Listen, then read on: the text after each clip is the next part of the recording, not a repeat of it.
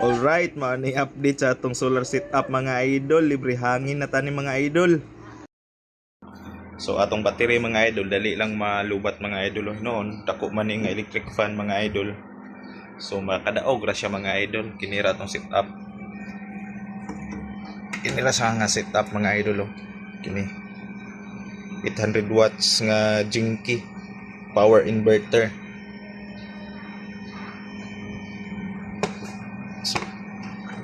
Ay, wala pa ni na plastar mga idol kay walay kabutangan maong sangit lang nako temporary dra mga idol. So tagtaran ra na atong gibutangan mga idol ha. So mao po ni atong battery. O pataka palit og battery nga tarong. So atong panel na diri. Dili kay tantong init mga idol. Ay kusog kaayo. Sa natong panel dara mga idol. Sa taas. Ano?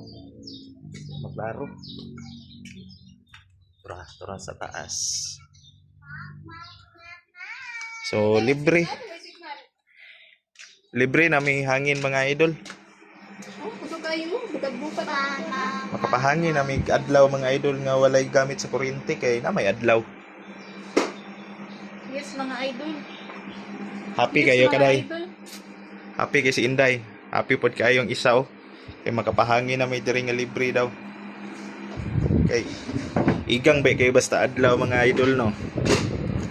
So libre ang hangin.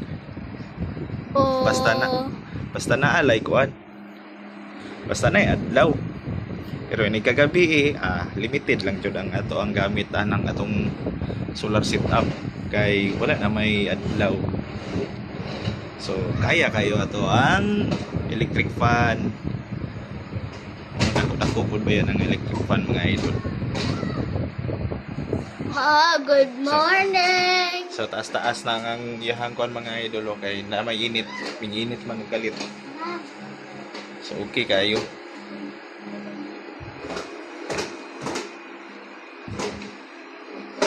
Ambot lag ang kining ref dili na ni madaog kay pila man ni ka watts ni.